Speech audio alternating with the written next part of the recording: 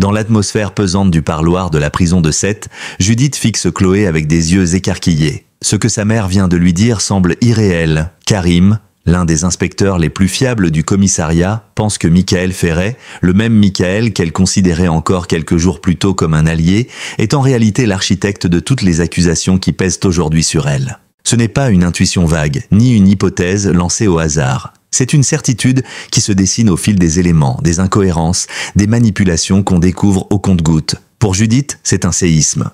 Sous le choc, elle laisse couler ses souvenirs en arrière. Et puis soudain, une image refait surface, nette, douloureuse. Lors de la soirée de sa crémaillère, Michael lui avait conseillé, presque insistant, d'utiliser un couteau bien particulier pour couper le saucisson. Sur le moment, elle n'avait pas relevé. C'était un détail banal. Mais dans ce contexte, cela résonne comme une alerte. Pourquoi ce couteau ? Pourquoi cette insistance ? Ce geste apparemment anodin pourrait être la pièce maîtresse d'une mise en scène soigneusement planifiée. Et Judith comprend avec une lucidité glaçante, Michael l'a piégée. Pendant ce temps, au commissariat, une autre vérité commence à poindre. Mani, le fils de Raphaël et frère de Camille, s'est présenté de son plein gré devant Karim et Aurore. Le jeune homme, visiblement troublé, se tient droit face à eux. Cela fait des jours qu'il se bat avec sa conscience. Il sait qu'il est allé trop loin, qu'il a obéi par peur, par pression. Mais aujourd'hui, il n'en peut plus. Le poids de la culpabilité l'écrase. Il finit par tout dire dans les moindres détails. C'est Michael qui l'a agressé sur la plage. C'est lui qui l'a convaincu, non qui l'a forcé, à accuser Judith du crime. Michael lui avait promis qu'il s'en sortirait indemne, qu'il faisait ça pour le bien de tous. Il s'était présenté comme un héros silencieux, un homme qui connaissait les règles du jeu. Mais derrière ce masque se cachait un manipulateur prêt à sacrifier une innocente pour protéger ses propres secrets. Pour Mani, il n'y a plus de doute.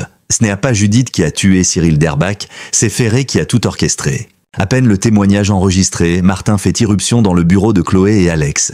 Il est encore essoufflé. D'une voix vibrante, il annonce la nouvelle. Judith a été blanchie par Mani. Les mots frappent comme une détonation. Un espoir trop longtemps enfoui ressurgit dans les regards. Judith pourrait enfin sortir de cette prison injuste. Le cauchemar touche à sa fin, mais l'affaire ne fait que commencer. Car désormais, tous les soupçons se tournent vers Michael. À leur tour, Aurore et Karim se rendent chez lui pour procéder à son arrestation. Ils savent que le moment est délicat. Michael est père de 2 enfants mineurs, Octave et Mia. Ils redoutent une confrontation en présence des enfants. Mais lorsqu'ils pénètrent dans la maison, l'ambiance est étrange. Michael n'est pas là. En fait, seule une silhouette familière se dresse dans le salon, celle d'Octave. Le jeune garçon est surpris, désorienté. Lorsqu'Aurore lui demande où est son père, il ne sait quoi répondre. Karim remarque le téléphone portable de Michael, abandonné entre les coussins du canapé. Éteint, un indice flagrant, Michael a pris la fuite. Octave tente de cacher son trouble, mais son regard le trahit. Il ne comprend pas. Ou peut-être qu'au fond, il sait. Il sent que quelque chose de grave se joue.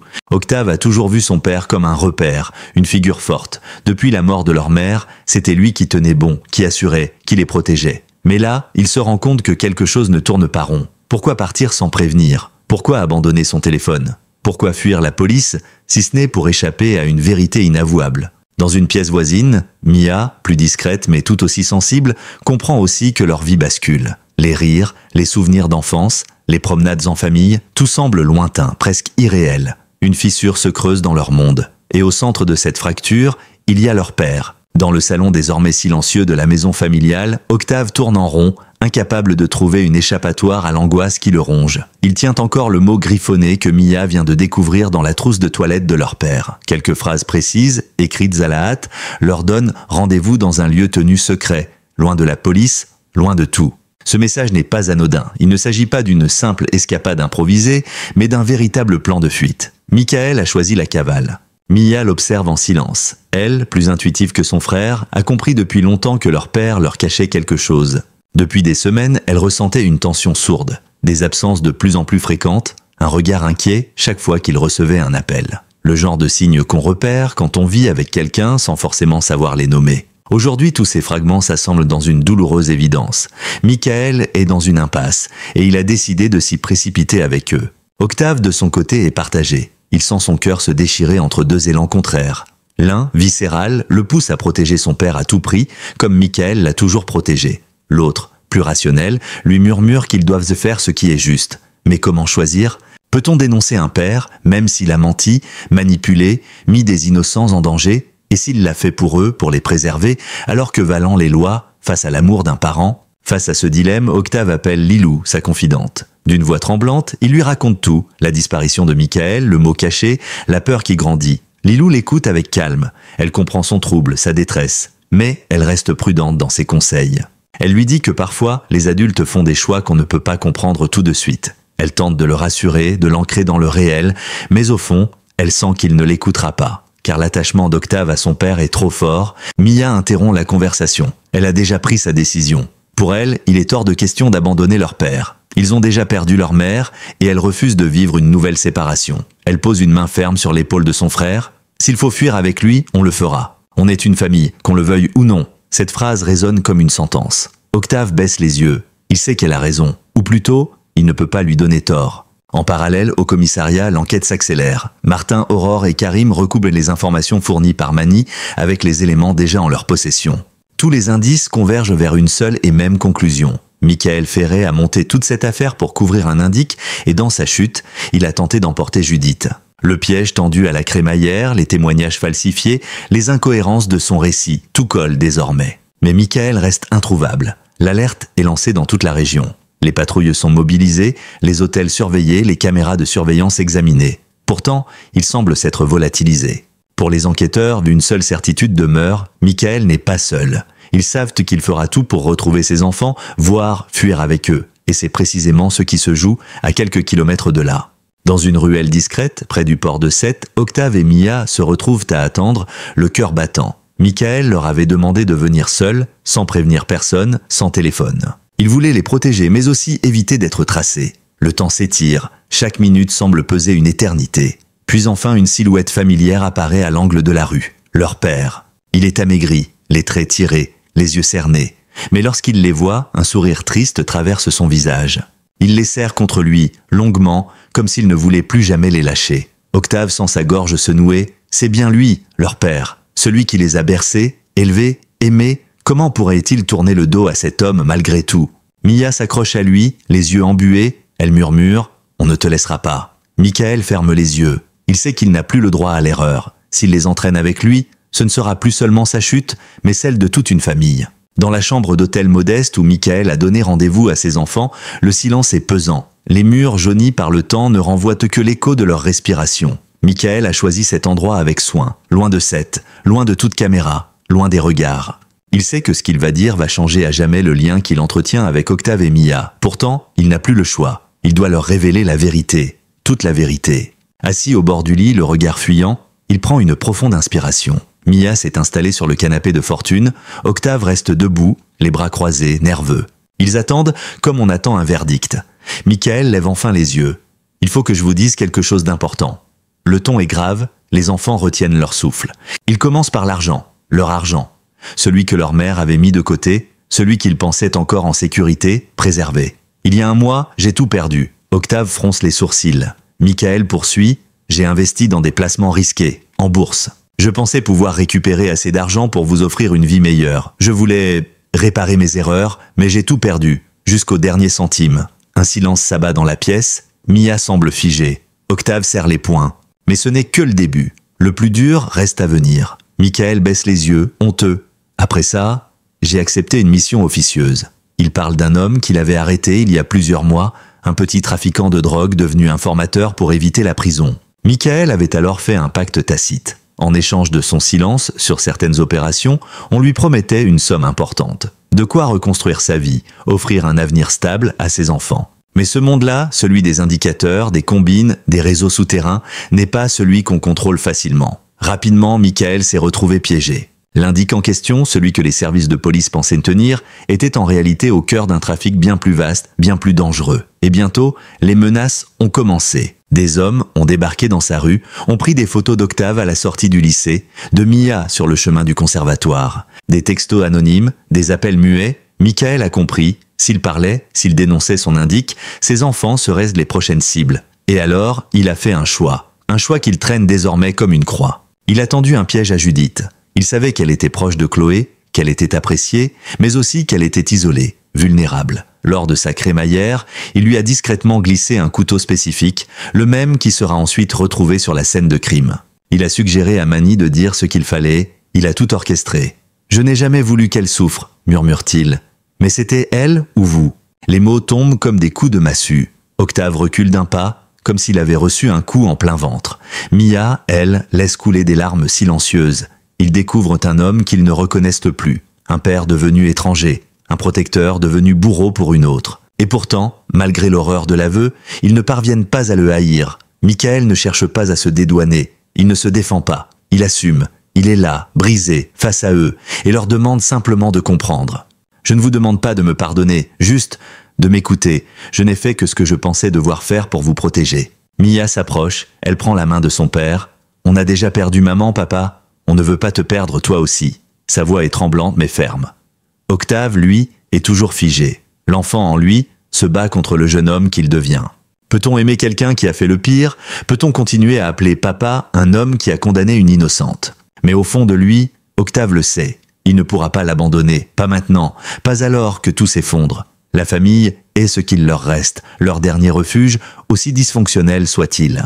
Dans le regard de Michael, une larme coule, non pas de soulagement, mais de douleur. Il sait que ce lien, si précieux, est désormais fissuré à jamais. Il sait aussi qu'en les entraînant dans sa fuite, il les prive d'un avenir normal. Mais que lui reste-t-il sinon fuir avec eux? Le compte à rebours a commencé. Lorsque le jour se lève timidement sur les hauteurs de Sète, une voiture sombre roule discrètement le long des routes secondaires. À l'intérieur, Michael tient le volant, les yeux cernés, le visage fermé. Sur la banquette arrière, Octave et Mia gardent le silence.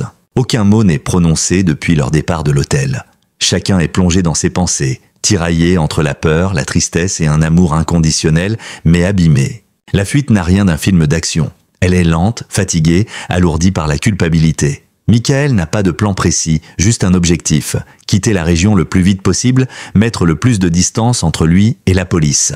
Il a retiré le peu d'argent qui lui restait en liquide, troqué sa carte SIM, désactivé la géolocalisation de son véhicule. Chaque geste est réfléchi, méthodique, comme s'il préparait depuis longtemps cette disparition. En réalité, tout est improvisé. Dans l'habitacle, Octave regarde les paysages défiler sans vraiment les voir. Il revoit encore la scène de la veille, les aveux de son père, les silences de Mia. Un poids énorme pèse sur sa poitrine.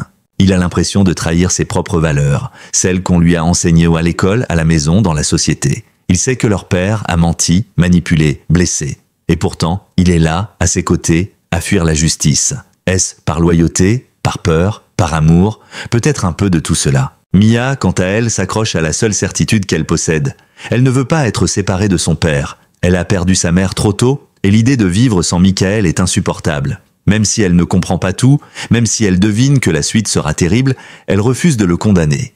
À ses yeux, il reste celui qui l'a accompagné chaque jour depuis la mort de leur mère, celui qui lui a appris à faire du vélo, à aimer la musique, à affronter ses peurs. Ce passé-là ne s'efface pas. Pendant ce temps, à Sète, l'alerte a été officiellement déclenchée. Michael Ferret est recherché pour subornation de témoins, fabrication de preuves, complicité dans une affaire de meurtre et mise en danger de mineurs. Sa photo circule dans tous les commissariats, les gares, les hôtels. Les forces de l'ordre scrutent chaque trace, analysent les caméras de surveillance, interrogeant les proches. Mais Michael a bien effacé ses pas. Karim, Aurore et Martin sont sur les dents. Ils savent que Michael est un ancien officier, qu'il connaît leurs méthodes, qu'il anticipe leurs mouvements. Ce qui les inquiète le plus, c'est la présence d'Octave et Mia. Michael est devenu dangereux, non pas armé, mais acculé. Et un homme acculé est imprévisible.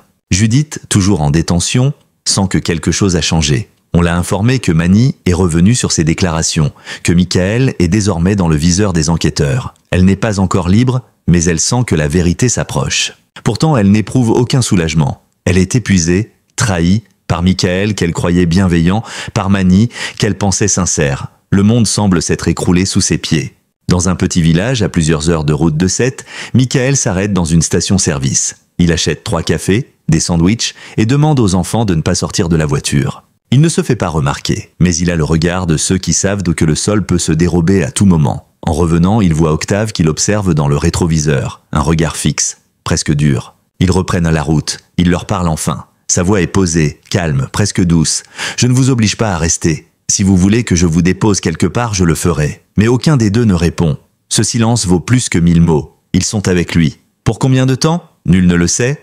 Ils arrivent de bientôt dans une vieille maison de campagne, appartenant autrefois à un cousin éloigné de Michael. Elle semble abandonnée, mais les clés sont encore là, cachées sous une pierre plate. Michael pousse la porte, les enfants le suivent. C'est ici qu'ils passeront la nuit. Michael prépare un feu, Il leur distribue les sandwichs, puis il s'assoit et les regarde. « Je suis désolé, je ne suis pas un héros, je ne suis même plus un bon flic, mais je suis votre père, et je vous aime plus que tout. » Mia fond en larmes. Octave détourne le regard, les yeux brillants. Ce soir-là, dans cette maison perdue au milieu de nulle part, 3 âmes blessées tentent de trouver un peu de chaleur, de réconfort, dans un monde devenu hostile. Ils n'ont plus de plan, plus de certitude, juste l'instant présent, et l'amour, fragile mais intact, qui les relie encore. Alors que Michael, Octave et Mia s'enfoncent dans l'anonymat d'un refuge rural, la ville de Sète pense lentement ses plaies. Au commissariat, la révélation de Manny a fait l'effet d'un séisme. La vérité se déploie avec une précision chirurgicale. Michael Ferré est bien l'homme de l'ombre derrière la machination visant Judith.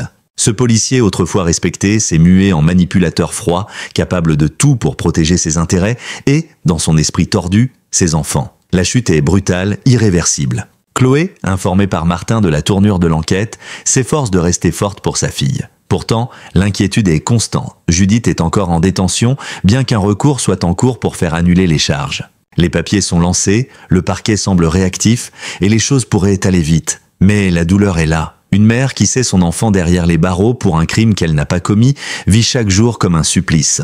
Judith, de son côté, est en état de sidération. Elle n'a pas encore trouvé les mots pour nommer ce qu'elle ressent. Trahison, colère, chagrin, c'est un mélange de tout cela. Le visage de Michael la hante. Ce sourire rassurant qu'il arborait lors de sa crémaillère est désormais synonyme de piège. Elle revoit chaque scène avec un nouveau regard, chaque détail devient preuve, chaque souvenir une douleur. Les policiers continuent de remonter le fil. Qui est l'indique protégé par Michael? Quel est son lien avec la mort de Cyril Derbach? Les questions sont nombreuses, mais une chose est certaine, Michael a couvert un assassin. Par peur? Par contrainte? Par stratégie? Rien ne l'excuse. Le parquet anticipe déjà les chefs d'inculpation. Il devra répondre de ses actes tôt ou tard. Pendant que le monde judiciaire s'active, la vie reprend doucement ses droits dans les autres cercles de Sète. Une autre histoire se développe, plus intime, plus douce, celle de Joyce et Ludo. Depuis l'incendie de sa boutique, Joyce a trouvé du réconfort dans les bras du jeune homme. Ils se sont aimés vite, intensément. Et voilà que Joyce, presque à 3 mois de grossesse, ose enfin révéler le secret qu'elle porte. Dans un moment de complicité, elle annonce la nouvelle à Victoire et Fred. L'émotion est au rendez-vous, même si la crainte persiste. Elle n'a pas encore passé le premier trimestre, et la superstition l'enjoint à la prudence. Victoire, fine observatrice, avait déjà compris. Pas d'alcool, pas de poisson cru, des signes qui ne trompent de pas. Tous trinquent à l'eau, mais le bonheur est palpable. Dans cet univers où la douleur est omniprésente, la vie choisit encore de s'inviter. Soraya, elle, se sent à la marge. Depuis l'arrivée de Ludo dans le cercle rapproché de Victoire, elle sent qu'un espace s'est creusé. Bien qu'elle ne le dise pas à voix haute, elle ressent une solitude nouvelle. Elle envie un peu Joyce. Elle aussi rêve d'être mère, de fonder une famille. Le destin en a décidé autrement, mais l'espoir subsiste. Pendant ce temps, un autre petit drame se joue dans l'univers de Sylvain et Christelle. En quête d'un peu de liberté, Sylvain vole le téléphone de sa femme pour envoyer un message vocal à Annie, la sœur de Christelle. Il veut la convaincre que sa sœur est épuisée, qu'elle a besoin de repos, espérant ainsi la faire culpabiliser et l'inciter à loger à l'hôtel plutôt qu'à la maison. Mais son plan tombe à l'eau. Il s'est trompé de numéro. L'histoire fait sourire Bruno, qui y voit un mal pour un bien. Malgré les tensions et les drames, Sète continue de vivre. Les habitants ne peuvent pas faire abstraction de l'affaire Michael Ferré, mais chacun tente de maintenir un équilibre. Il faut aller au travail, emmener les enfants à l'école, faire les courses. Il faut aussi faire le deuil de certaines illusions. Michael n'était pas l'homme qu'il croyait. Octave et Mia, eux, restent absents à l'appel. L'école a été informée, mais rien ne filtre. Lilou, la confidente d'Octave, garde le silence. Elle respecte son choix, même si elle tremble pour lui. Les adolescents sont souvent les otages des fautes des adultes, et Octave en est la parfaite illustration. Alors que la nuit tombe sur le port, les rues retrouvent leur calme. Les cafés ferment. Les familles rentrent chez elles. Dans les regards, une inquiétude diffuse persiste. La cavale de Michael Ferré est devenue une affaire publique. Chacun espère qu'elle prendra fin sans nouveau drame.